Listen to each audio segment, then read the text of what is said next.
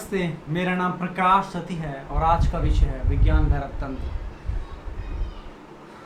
शिव पार्वती जी से वार्तालाप करते हुए उन्हें समझा रहे हैं। वो बोल रहे हैं विज्ञान भैरव तंत्र के द्वारा आधारहीन, शाश्वत, निश्चल और आकाश में प्रविष्ट हो।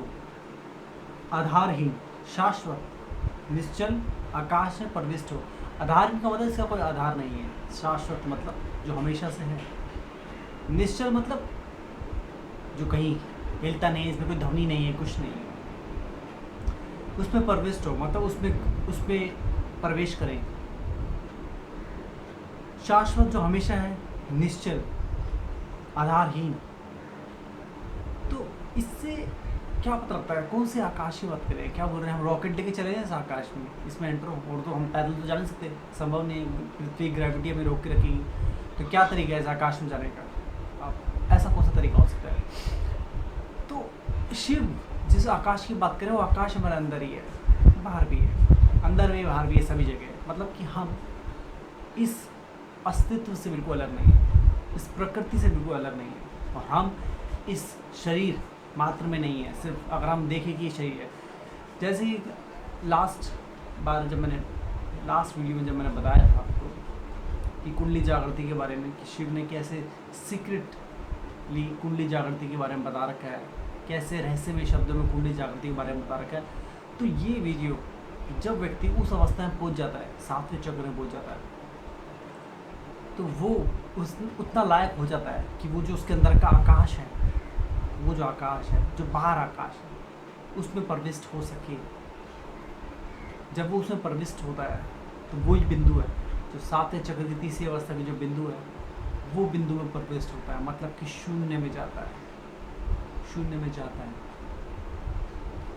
तो ये वो प्रविष्ट होना होता है। मगर शुरुआत हमेशा शुरू से होती है। वैसे विज्ञान भैरव तंत्र में बहुत 112 तंत्र हैं, तंत्र विद्याएँ हैं जो शिव ने बता रखा है। मगर मैंने आपको सब नहीं बताया, मैंने कुछ ही बताए हैं जो मुझे लगा कि बताना चाहिए। आगे मैं और बताऊंगा आपको, ऐसा नहीं कि नहीं बताऊंगा, मगर अभी मुझे लगा कि इतना ही बताना चाहिए, तो मैंने अभी उतना बताया आपको जो आपके लिए अभी के लिए ज़रूरी है। तो व्यक्ति जब शुरुआत करता है तो पहले से शुरुआत होती है मूलाधार चक्र से। मगर मूलाधार चक्र से भी पहले शुरुआत होती है। पहले ये जानना होता है, ये मानना होता है, विश्वास करना होता है कि कोई आकाश भी है जिसमें प्रविष्ट हुआ जा सकता है, जिसमें जाया जा सकता है। वो हमारे अंदर, पहले अंदर उतरना होता है।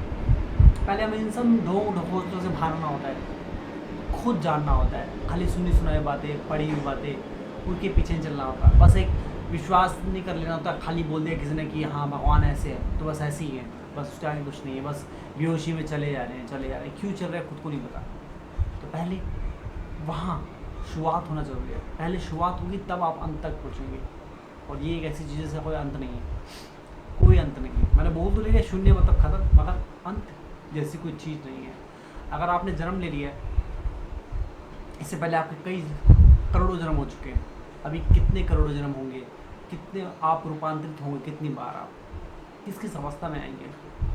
और आप पैदा हुए हैं, और अगर आप मुझे सुन रहे हैं और आप थोड़ा भी समझ पा रहे हैं, तो उसका मतलब ये है कि अब जागृति की तरफ है। जो होश में जो जागृत है वही प्रविष्ट होने के लायक है, वही हो जाएगा एक दिन। तो आप भी हो सकते हैं, मगर होश में आने के बाद, पहले आप होश में आएंगे, होश आएगा, फिर होश में आने के बाद फिर आगे की सीढ़ी है। जब आप आगे की सीढ़ी में पहुँचेंगे, उस सीढ़ी में पहुँच के आकाश, वो जो आकाश जिसकी शिव बात कर रहे हैं पार्वती से, उनको बता रहे हैं कि इस आकाश में जाएं, तो वो जो आकाश है वो आपके अंदर है। पहले तो अंदर ही दिखेगा। जब पहले आप अंदर उतरेंगे, अंदर उतर के समझ जाएंगे, जब इतने गहरे में समझ जाएं कि अंदर और बाहर में कोई फ़र्क ना रह जाए, तो फिर ये आकाश पूरा खुल जाएगा आपके लिए। ना अंदर कुछ बचेगा, ना बाहर कुछ बचेगा। मतलब ना ही कुछ अंदर में भेद बचेगा, ना बाहर में कुछ भेद बचेगा। There is no difference between two things. Actually there is no two things, कभी दो है ही नहीं। वो हम ऐसे जान रहे हैं पहले, इसलिए हम अंदर बोलते हैं। मतलब इससे पहले अगर हम जब बोले अंदर, तो उसका बाहर होंगे या बाहर हुआ जा सकता है। अंदर होने का मतलब ये है। आकाश में जाने का मतलब ये है कि हम आकाश में है नहीं, आकाश से कहीं दूर है, मगर सत्य है कि हमेशा से हम आकाश में हैं, बस हम अनजाने में भूले बैठे हैं, हम नींद में सो रखे हैं। कुंडली जागृति जो है, कुंडली जागृति से पहले की अवस्था ऐसी होती है कि जब व्यक्ति एनलाइटन होता है, साक्षात्कार होता है, इसको बोलते हैं साक्षात्कार होना, एनलाइटन हो जाना, जागृत हो जाना। इसका मतलब ये है कि आप सोए हुए हैं अभी भी, मगर आप होश में, नींद में भी आप होश में है कि आप जान रहे हैं कि ये नींद है, ये नींद है और मैं अभी भी सो रहा हूँ, मगर ये जो देख रहा हूँ ये ख्वाब है, ये सत्य नहीं है। तो ख्वाब के लिए अब जब आप जानते हैं ख्वाब है, जब सपना है, तो सपने के लिए आप इतनी चीज़ें वरीड नहीं करेंगे कि ओके ये तो ख्वाब है, ठीक है। फिर आप इससे बियॉन्ड आते हैं, उस अवस्था से बियॉन्ड बियॉन्ड बियॉन्ड बियॉन्ड जाके सातवें चक्र में आते हैं, तीसरी अवस्था में जिसकी शिव बात कर रहे हैं, तीसरी अवस्था में आते हैं। तो आप पूर्ण रूप से जाग जाते हैं, मतलब कि आपके आँख खुल गए और आप खड़े हो गए, आप देख रहे हैं, मतलब आप अब उस आकाश का हिस्सा हो गए, उस वो जो आकाश आप देख रहे हो उसका हिस्सा हो गए आप। तो आप उसका हिस्सा हो गए, थे तो हमेशा से, मगर शब्दों का इस्तेमाल करते मुझे ऐसा बोलना पड़ा, हिस्सा हो गया मतलब हमेशा से थे। अब आप में कोई भेद नहीं बचा, जो भेद था, जो नींद ने भेद थोड़ा भी डाला हुआ था, होश में आने के बाद थोड़ा बहुत जो भेद था कि आप अभी भी सोए हुए हो, वो भेद भी खत्म हो जाता है, ऐसा बोल दे।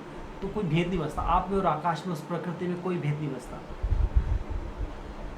तो ये जो प्रकृति है, प्रकृति और हम है, इसमें अब ये बहुत कन्फ्यूजन है कैसे। अब जब परमात्मा है उनको समझे, ताली बजी, आवाज़ आई, अब ये जो आवाज़ आई ना, ये है माया। ताली जब बजी और इसमें जो आवाज़ है इसको बोलते हैं माया, मतलब कि हम आप हर एक चीज़ जो हम जानते हैं समझ सकते हैं वो माया है। परमात्मा एक तरीके से ताली है, तो ताली बजी जब इसका क्रिएशन हुआ। और ताली ऐसे नहीं कि ताली आपको देख रही है कोई मनुष्य बजा रहा है, ये मैं समझाने को बता रहा हूँ कि समझे इसी तरीके से कि कई ताली बजी, परमात्मा की ताली बजी, जब परमात्मा की ताली बजी तो वो ताली का हम वो जो साउंड निकला, वो साउंड आप देख रहे हैं, ये सब माया है। तो ऐसा है, तो इस आकाश में प्रविष्ट हो कुंडली जागृति के बाद, जब वो बिंदु में आप पहुँचेंगे तो उसमें प्रविष्ट हो जाएंगे। जब उस बिंदु में पहुँचेंगे तो पूरा एग्जिस्टेंस, पूरा ब्रह्मांड, सब कुछ आपके साथ चला जाएगा, सब कुछ आपके साथ चला जाएगा। और फिर दोबारा से इसकी शुरुआत होगी वहीं से जहाँ पर से आपने शुरू किया, सातवें चक्र से मतलब कि। और कुंडली जागृति में जब व्यक्ति कुंडली जागृति होती है, सातवें चक्र की अवस्था में आता है, तो क्या होता है, उसकी मृत्यु हो जाती है। क्यों होती मृत्यु? क्योंकि मस्तिष्क जो बंद हो जाएगा, शून्यचित हो जाओगे। जब मस्तिष्क ने काम करना बंद कर दिया, तो अगर कोई डॉक्टर आपका चेकअप करे उस वक्त वो मृत घोषित कर दे, क्योंकि मस्तिष्क आपका काम करना बंद कर देता है, इसलिए मृत्यु हो जाती है। सत्य में नहीं होती, मगर वो जो मस्तिष्क है आपका काम करना बंद करता है, बॉडी जो आपकी वो काम नहीं कर रही होगी, मगर आप फिर भी जीवित हैं। मगर एक मेडिकल भाषा में हम ऐसे बोलेंगे और समझाने के लिए बोलेंगे कि मस्तिष्क बंद है, तो इसलिए एक तरीके से मृत्यु रहती है, आपका मस्तिष्क शून्य हो गया। फिर आप बियॉन्ड गए, जब उससे बियॉन्ड जाते हैं सब अंतिम अवस्था तक, तब आप वापस होश में आते हैं। तो फिर आप में और उस आकाश में कोई भेद नहीं बचता, तो कुंडली जागृति की अवस्था होती है।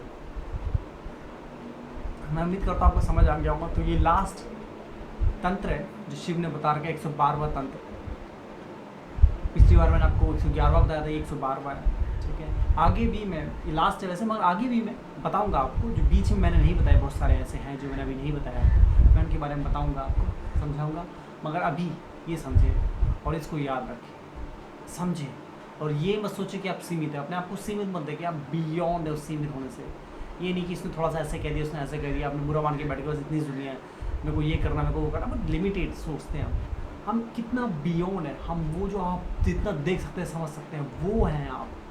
इतना बियॉन्ड सोचिए, कितना बड़ा है यूनिवर्स, इतना बड़ा है कि जितना अभी तक कोई जाना नहीं है, बस एक अंदाजे लगाए गए हैं कि इतना बड़ा होगा, इतना बड़ा होगा, वो बहुत सारे यूनिवर्स होंगे, ये सब अंदाजे हैं, कोई प्रूव नहीं कर सकता इसको। तो अगर आपको मेरी बुक पढ़नी हो, बुक का नाम है futuristic version of Gita, the ultimate theory of faith, भाग्य की थ्योरी, कि भाग्य कैसे है। ये थ्योरी जो है, जो मैं बोल रहा था, इस थ्योरी द्वारा आप उस अवस्था में पहुँचने लायक हो जाएंगे, जान पाएंगे, एक अलग ही अवस्था मिलेगी। और भाग्य हमारे जीवन में कैसे काम करता है, हम गरीब क्यों, अमीर क्यों हैं, कम दिमाग के, तेज़ दिमाग के, कोई अच्छा किया, बुरा किया, जो भी चीज़ें हैं, सब चीज़ें, मेरे साथ ऐसा क्यों हुआ, उसके साथ वैसा क्यों हुआ, बहुत सारी बातें, जो भी हमारे भाग्य को लेकर दुविधाएँ हैं, बहुत सारी, वो सब दुविधाएँ दूर हो जाएंगी। इसके अलावा और कई सारे चैप्टर है कि कुंडली जागृत कैसे करें, ध्यान के बारे में, फैशन, फियर, इंसानी मस्तिष्क के बारे में कि इंसानी मस्तिष्क कैसे काम करता है, चीज़ों को जानना समझना, और बहुत सारे चैप्टर हैं, ठीक है, जो आप पढ़ेंगे आपके जीवन में बड़ा बदलाव आएगा, बहुत बड़ा बदलाव आएगा। आपका देखने का, समझने का, सोचने का नज़रिया बदल जाएगा। जिस तरीके से आप देख रहे हैं कल आप ऐसे नहीं देखेंगे पढ़ने के बाद। बाकी की थ्योरी जानेंगे तो ये बुक बहुत प्रेशियस है, अपनी ऐसी इकलौती बुक है, ऐसी कोई दूसरी बुक है नहीं अभी तक। बाकी की थ्योरी कोई बुक नहीं थी, हो सकता कुछ मिलती थी बातें बोलती ये वो वगैरह वगैरह, तो जो कुंडली जागृति का ब्लूप्रिंट दे रखा है ऐसा कहीं कुछ नहीं दे रखा। दूसरी बात जो थ्योरी ऑफ फेट दे रखी है ऐसा कहीं कुछ नहीं दे रखी। कहीं भी ढूंढ लिया आप, कहीं भी खोज के निकाल लें, नहीं मिलेगा आपको। पूरे गूगल किसी भी लाइब्रेरी में छान लो, आज तक कभी ये नहीं किया देगा। भाग्य सब ने बोला है, हर जगह बोला गया भाग्य है कैसे, वो किसी ने नहीं बताया। तो आप मेरे बुक के द्वारा जानेंगे। अब आपको बुक खरीदनी, बुक अमेजोन से मिलेगी, उसका लिंक डिस्क्रिप्शन में। अगर आपको वीडियोस देखने हो विज्ञान भैरव के ऊपर, कई और सारे थर्ड आई के ऊपर, कुंडली जागृति के ऊपर और कई सारे वीडियोस हैं, ठीक है। तो आप मेरे चैनल पे जा सकते हैं। मेरा चैनल का नाम प्रकाश सती, जो कि डिस्क्रिप्शन में दे रखा है। आप चाहे क्लिक करें, उसमें सर्च करें प्रकाश सती के नाम से, और आप चैनल में जाके वीडियोस देख सकते हैं। और भी कई सारे वीडियोस बना रखे जो आप स्पिरिचुअल के बारे में विचार करेंगे, अध्यात्म के बारे में विचार करेंगे, अध्यात्म के बारे में विचार कर सकते हैं, सब वीडियो बना रखे। हर एक सवाल का जवाब आपको ऑलरेडी मिल रखा है, बहुत सारे वीडियो हैं। कुंडली जागृति के ऊपर, ध्यान के ऊपर, एलियंस के ऊपर, संन्यास के ऊपर, धर्म के ऊपर, रिलीजन के ऊपर, गॉड के ऊपर, राम नाम सत्य है, पता नहीं, ध्यान के ऊपर भी कई सारे वीडियो बना रखे अलग अलग चीज़ों पर। ब्लैक मेडिटेशन, बहुत सारे वीडियो, वैरायटी ऑफ मेडिटेशन, सब। तो आपको सब सवालों का जवाब मिल जाएंगे। आपको वीडियोस की अपडेट चाहिए, उसके लिए आप सब्सक्राइब करें। आज के लिए